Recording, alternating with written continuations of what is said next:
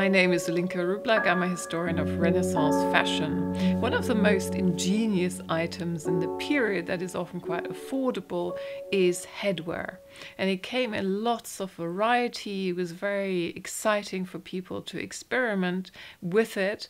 And in the project I've been part of for the last years, funded by the Swiss National Foundation, we've reconstructed the bonnet worn by Matthäus Schwarz, an accountant of the Fugger merchants in the German city of Augsburg.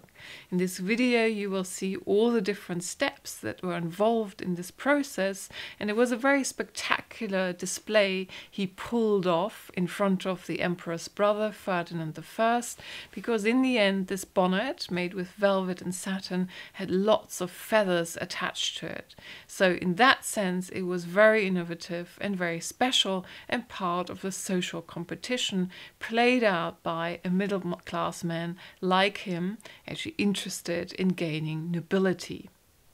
In the last year, I've teamed up with the School of Historical Dress in London, and they have reconstructed the bonnet for me.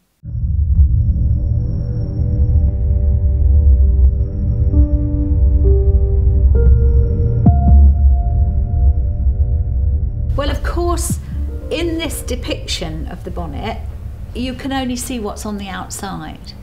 And that means we have to guess what's inside. We have to make an educated guess based on the technology and materials that are, we know, being used at the time, and choose the one that we think is most suitable for this particular bonnet. We can't say that this is exactly the way. So the options, if you like, because we can see that it's very stiffened, the options are that it could have some heavily glued linen or hemp foundation, which we would call buckram today. So that's kind of coated with some kind of animal glue, usually. Could be goat glue, you know, it could be, it's made from the, you know, the bones and bits of around the bones of animals, and it's a very, very good stiffening agent. However, there's a kind of roundedness to the edges of these brims that leads me to think, although that's a possibility, it's not the only one, and it's a bit brittle. The crown itself on top doesn't need much structure necessarily to hold a good shape, but a lot of berets or bonnets at the time do have. If they have felt, they sometimes have it throughout. And wool felt is the other option. So there's a third option, and that's pasteboard, what we would call cardboard today, or layers of stiffened paper stuck together. And that's a lovely thing in the period, because that generally is being made of old rags of hemp and linen sacks that are no longer of use, old sails that are shredded and made into paper and pasteboard.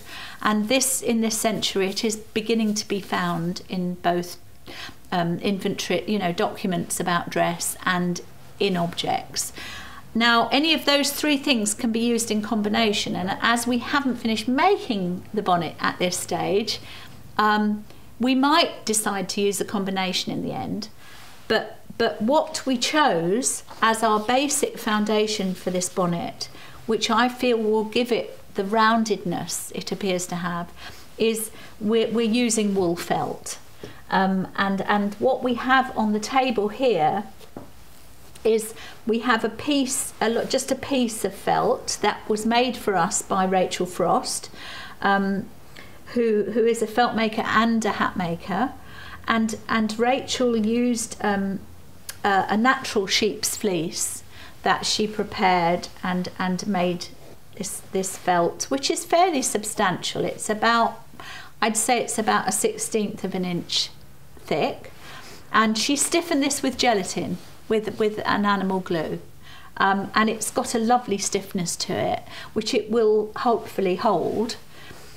She also, I asked her to make us, and I still have a cardboard circle inside it to keep its shape until we work with it. I asked her to make us a very shallow crown that our metal ring or hat band for the feathers can kind of sit inside, so it's really secure and come out. So there are prongs to hold the feathers in position. I don't know of a bonnet exactly like this that has survived, but there are several similar.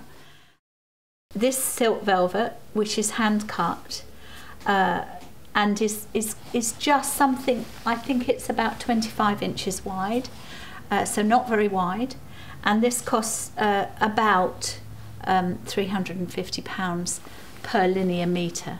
So even this piece on the table is £300 worth, more or less. So very precious, and that means that we are extremely careful how we shape this, how we cut it, you know, and we want minimum waste. I mean, anything like this, you're hardly ever going to get zero waste. No, you can get close actually by making piecings. So you often see little seams in things of this period for that reason. Even this silk satin, which is this is a modern machine woven satin, to get the colour right, which I'm going to talk about in a minute. It's not preferable to get a hand woven silk and then dye it the right colour. It just kills the satin sheen if you're not careful, and so we have chosen a machine woven one, but even this costs £70 a metre. So we're not going to use great quantities on this bonnet, you know, so but each little piece we'll treat as precious.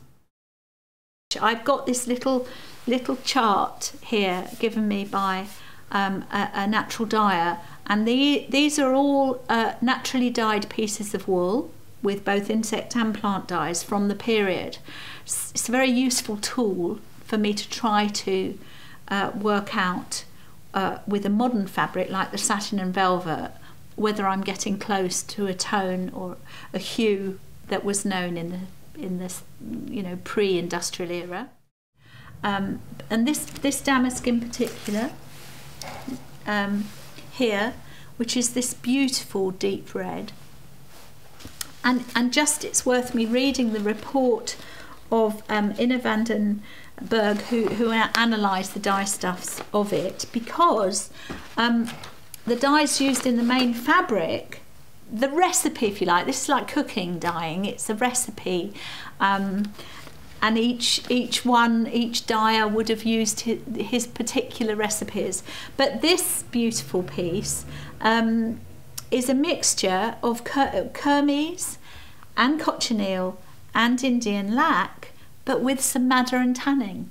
So there are several plant and cheaper dye stuffs in there, as well as the expensive dyes.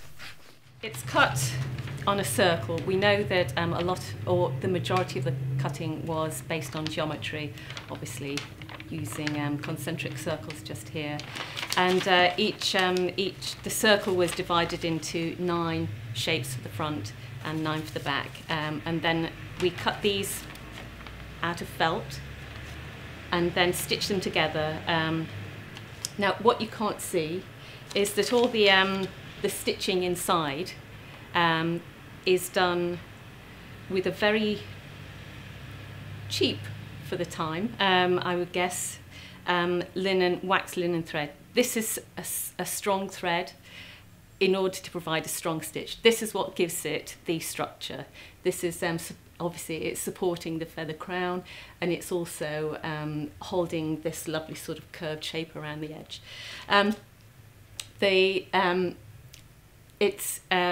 Whether it's a hat or a tailored garment, the internal structure is what gives it shape.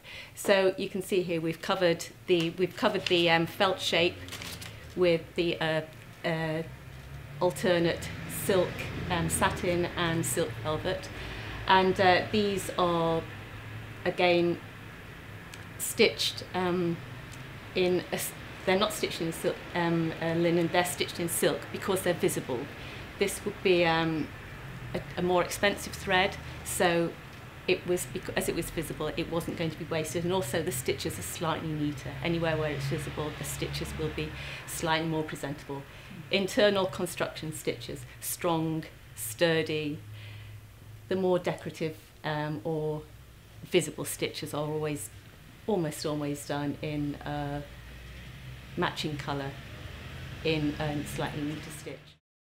There's no depiction in the Book of Clothes of Matthäus Schwarz wearing this bonnet or this style of bonnet with a feather crown without armour on. It's shown with feathers only with armour, but we made the feather crown separate or on a wire base, so that we could imagine that it was a bonnet he already had, that perhaps was adapted for use on the field. And so here it is without its attachments, if you like. There we go. You can see it works on its own as well. Do you want to turn round? Just look a little. Lovely.